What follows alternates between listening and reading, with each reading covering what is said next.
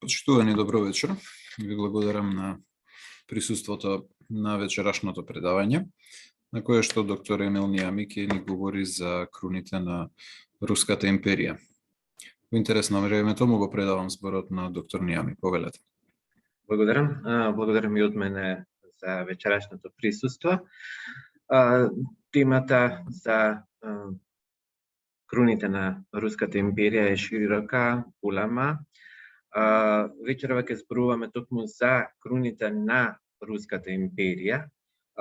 Нема да зборуваме ниту за во мал дел ќе говориме за нивните предходници. Значи нема да зборуваме за царските, туку за императорските круни. Круните, како што знаете, се еден од најважните регали во императорските, едни од најважните императорски регали. Како што веќе е познато, круните, односно регалиите воопшто на Руската империја, па и на претходно на Руското царство се многу богати. Денес тоа што е сочувано се наоѓа во така наречениот алмазни, односно диамантски фонд на Русија, кој што се наоѓа во Кремљ. Повеќе овие регали не се изнесуваат надвор, така што не може да бидат изложувани нели поради транспортот, поради тоа што можат да се оштетат, разни други ризици, не можат да се повеќе претходно се изложува надвор од нивниот изложбен простор во Кремљ, но повеќе тие не се изложуваат во странство. Историјата на руските круни започнува со така наречените, да кажеме, шапки на Руското царство. Така ќе се нарекуваат на руски шапки, бидејќи тие повеќе изгледале како традиционална руска шапка, одошто како нашот, одошто на што ние го поимаме како круна, и тие биле свечени, така да кажам, биле еден дел од свечената облека, свечените од регалиите на царевите. Практично тие нели се користеле секако најпрво за крунисување, или како што во Русија тоа се нарекува завенчавање на престолонаследникот кон царството, односно кон империјата. Последниот цар на Русија и воедно првиот император Петар Велики не бил крунисан како император, бидејќи тој претходно бил венчан во наводници како цар, односно по стариот обичај, односно во рамките на Руското царство, а не во рамките на Руската империја. Најславниот примерок на предците на круните на Руската империја е шапката на Мономах. Ова е најстариот зачуван предмет од царските регали. И тука веќе на сликата ја гледате и можете да видите зошто се нарекуваат шапки. Очигледно е нели дека имаат крзно, дека секако се можне богати, можне убави, така натаму, но повеќе потсетуваат на шапки одошто на круни.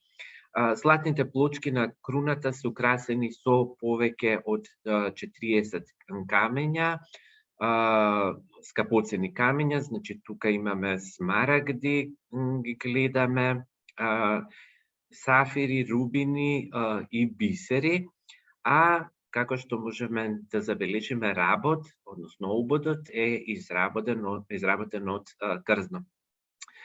Царевите ја поддржувале легендата дека круната е подарок од византискиот император Константин до неговиот внук, кнезот од Киев Владимир Мономах, кој владел во текот на 12-тиот век.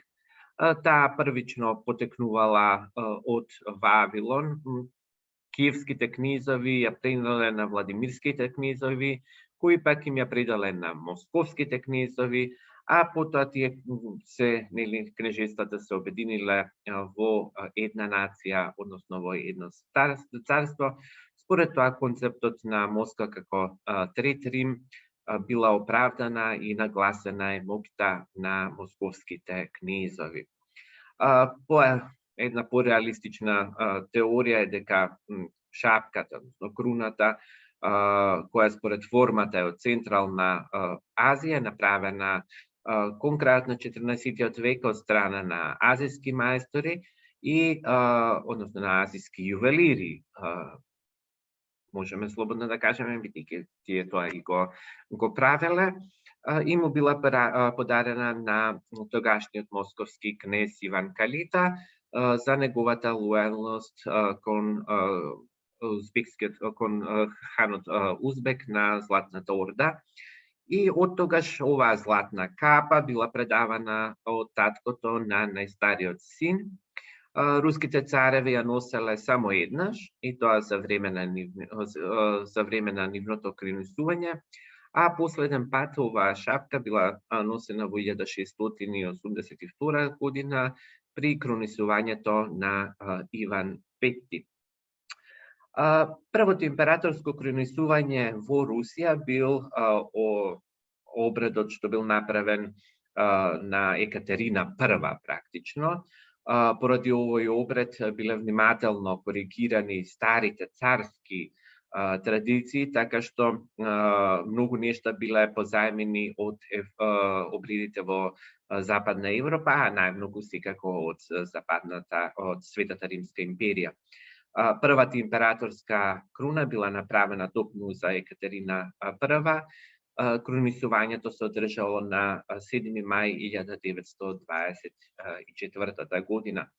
На заседанието на коронацијската комисија на 24 јуни 1723 година бил поканет дворскиот јувелир Самсон Ларионов, за него ќе слушнеме во повеќе наврати, и нему му била доверена задачата тајно и самостојно да направи нова круна за императорката. Венецот бил направен во Санкт Петербург и на почетокот на март 1724 година бил испратен во Москва. Круната била украсена со диаманти на двата дела, имала околу 2000 диаманти, крупен бисер и голем црвен камен на врвот, кој што најверојатно бил од рубин, а крстот на него бил направен од брилијанти. Еден месец по крунисувањето круната била расклопена и на 9 јуни 1724 година во Оружената палата е предадена круната само како корпус. И денес оваа круна, како што можете да видите на сликата, ја имаме само како основа, односно сребрениот дел со позлата, и тој се чува во музеите на Московскиот Кремљ. На сликата можете да го видите корпусот, а одзади како всушност изгледал оригиналот. Она што може да се забележи дека е навистина во една така направен во една грандиозна форма, се гледа каде недостасуваат камењата и како што реков, ова се смета за првата императорска круна на Руската империја. Следната е круната на Петар II, која што е направена за неговото крунисување, кое се одржало на 25 февруари 1728 година. Во литературата од 19-тиот и 20-тиот век се среќава информација дека Петар II всушност немал своја круна и дека всушност бил крунисан со венецот на Екатерина I, а подоцна сепак се дознава дека била направена посебна круна. Неодамна во архивските документи беа пронајдени и податоци за создавањето на венецот на императорот Петар II. Круната била направена есента 1727 година во Санкт Петербург, во дворското ателје, и таа била се изработила под раководство на веќе споменатиот јувелир Самсон Ларионов. Освен дворските јувелири, на круната работеле и надворешни јувелири, надворешни мајстори. Моделот на круната го правел Василий Батишев со двајца pomoćници. Сребрениот костур на круната го направил познатиот јувелир Готфрид Гилдербранд. Златниот венец е дело на златарот Афанасий Фјодоров.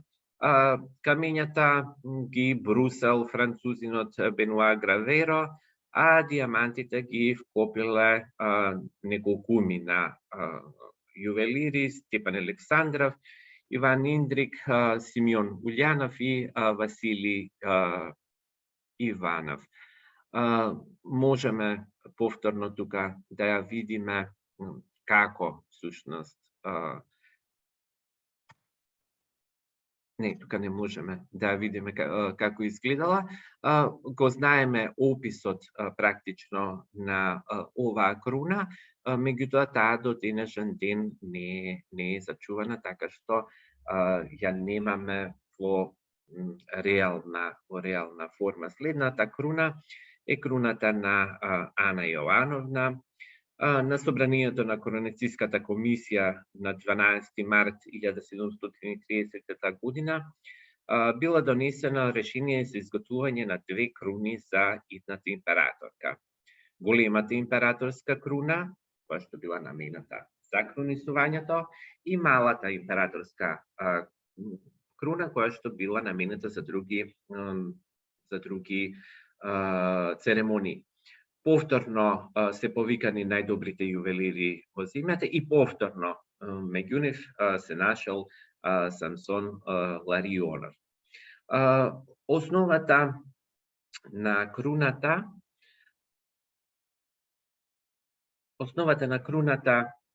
е повторно сребро, кој што е позлатено.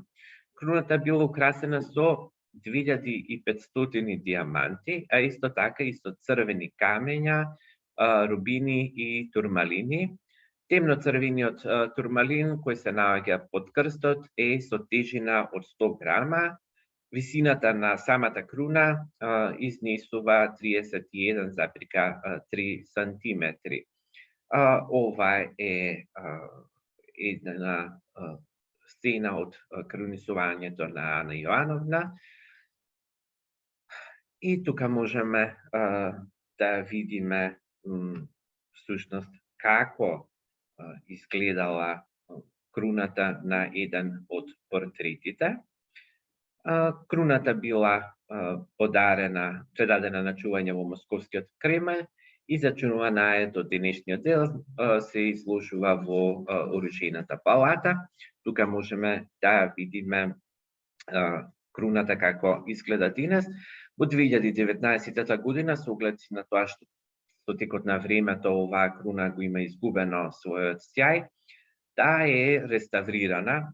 Позлатината основа беше покриена со патина, а скапоцените камења го има изгубено својот сјај, односно својот блесок, да бидеме поконкретни, бидејќи знаеме дека камењата не сјаат, туку блеска. Некои од камењата се нишале, значи веќе биле разнишени од своето лежиште, почнаа да излегуваат. Турмалинот кој што го гледаме на врвот, заедно со крстот беше отстранет, исто така беа демонтирани и други покрупни елементи. Сите елементи беа исчистени со специјален химиски раствор и со дестилирана вода. Поголемиот дел од деталите беа оставени на самата основа и се чистеа заедно со неа, со оглед на тоа што целокното демонтирање на круната би ја нарушило цврстината и самиот корпус, односно би ја нарушило самата конструкција на круната, па затоа се предпочиташе да се исчисти во еден дел. По реставрацијата на турмалинот, на рубините и на диамантите, им беше вратен оној првобитен сјај. Јас најдов едно кратко видео за тоа како всушност се одвивала самата реставрација и ќе можеме на едно кусо видео да видиме како изгледала оваа круна пред и по реставрацијата. Еве круната изложена, ова е веќе исчистена и да го погледнеме видеото.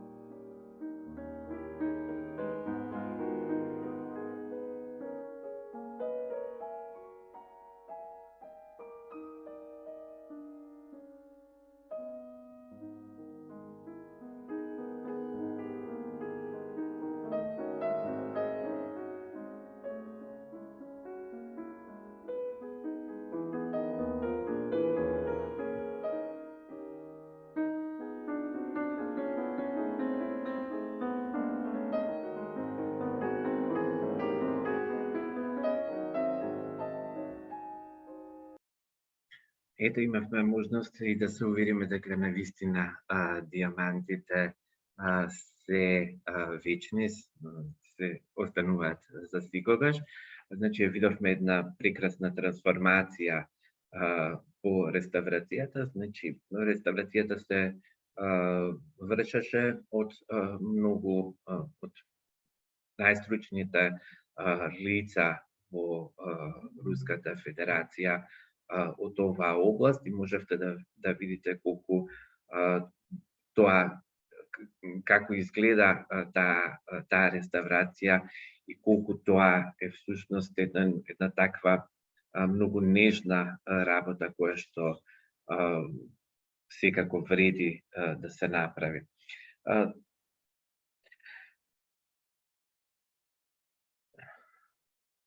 Во принцип, следната круна е големата императорска круна на Руската империја и таа е всушност представува главната династиска регалија и символ на власта на руските монаси. Е создадена е во 1762 година за крунисувањето на кој друг ако не на Екатерина Велика, се до 1917 година, односно до распаѓањето на Руската империја, до практично до Октомвриската револуција. Со големата императорска круна се крунисувале сите руски монаси. Главниот креатор на круната бил познатиот дворски јувелир Жереми Позје. како и Георг Фридрих Екарт. На врвот на круната има огромен црвен камен од 398,72 карати. Корпусот е направен од сребро, а однатре е обвиен со црвено кадифе.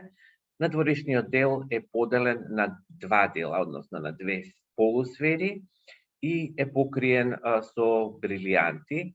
Инаку целата круна е процената на 823,976 карати. Тука можеме да видиме убаво изложена круната. Гледате дека таа во принцип и според корпусот е некако помала, понежна и така пофилигрански изработена.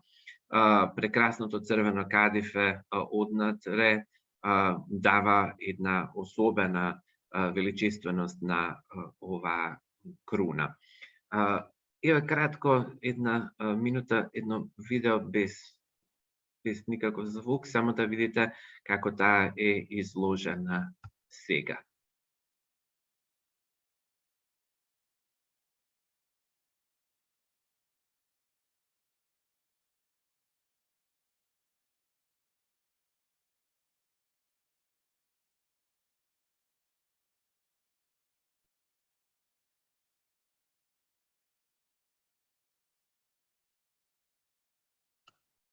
Инаку, по повод 200 годишнината од јубилеот на големата императорска круна и воедно на 400 годишнината од домот на Романови, смолинските јувелири создадоа и нејзина реплика.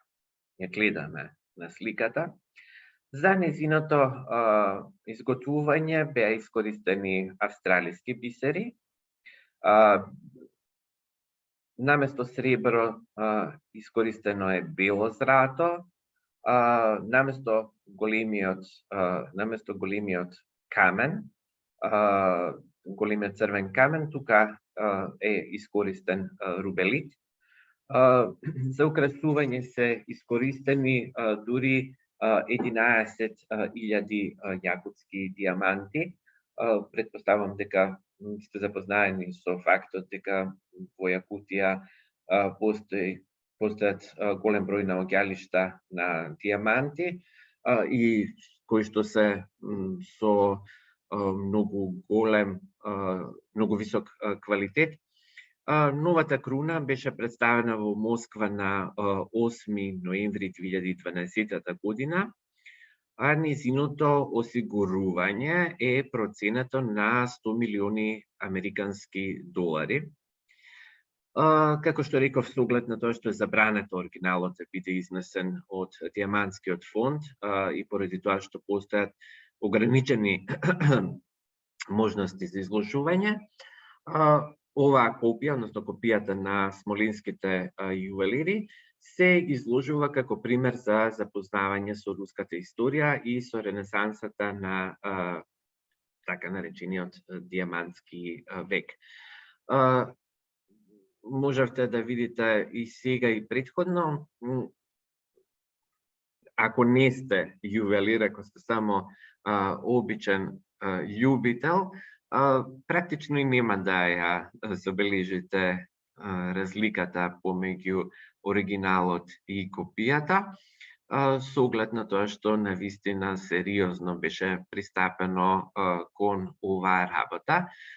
Дури и кадифето кое што го гледаме внатре е направено практично идентично на кадифето од големата императорска круна. Како што веќе споменав еднаш, покрај големите постоеле и мали круни, кои императорите, тоест императорките практично ги носеле на различни пригоди. Постојат неколку мали императорски круни, кои што се опишани како дел од императорските регалии. Меѓутоа, од нив е зачувана само една, и таа единствената која што останата, единствената мала круна е создадена во 1801 година според примерот на големата императорска круна од страната на браќата јувелири Дювал, а таа била намената за императорката Елисавета Алексиевна, сопругата на Александар I. Вака изгледа денес оно што е зачувано од малата императорска круна. Таа за прв пат била ставена на нејзината глава за време на заедничкото кронисување со Александар I. Тука може би ќе ви се ќе вратам.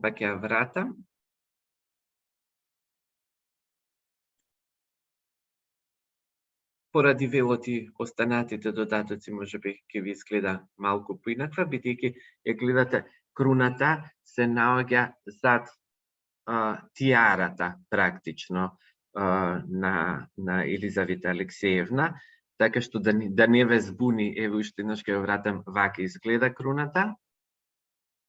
Ова е она што го имаме денес зачувано и што стои во диамантскиот фонд, и ова се, значи, слики на Елизавета Алексиевна за време на крунисувањето, и гледате зад тиарата стои истата таа круна.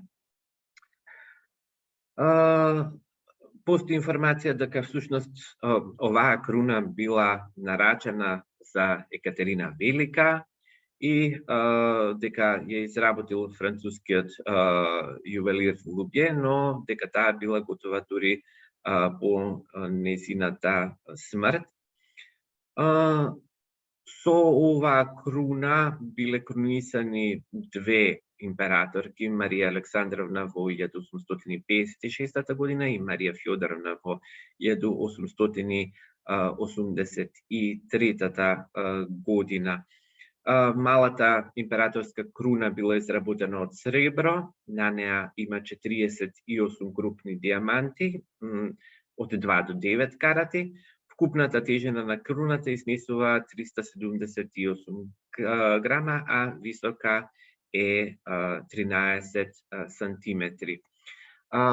Ова е практично она што до денес е сочувано и за кој што имаме најголема представа во врска со круните на Руската империја. Како што покрај жезлот, значи може да се каже дека дори во Руската империја ова е најважната императорска регалија. Доколку го посетувате Московскиот Кремљ, задолжително погледнете ги овие примероци и не оставете само туку така на еден љубопитен поглед, туку внимателно загледајте ги за да ги видите сите детали, особено кога станува збор за големата императорска круна, која што навистина изгледа грандиозно. Од мене толку, доколку има прашања, јас сум подготвен да одговорам.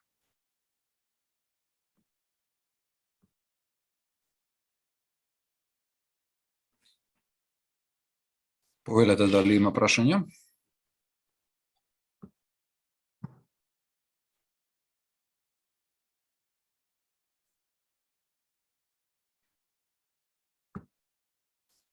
Колку што гледам, немаме прашања.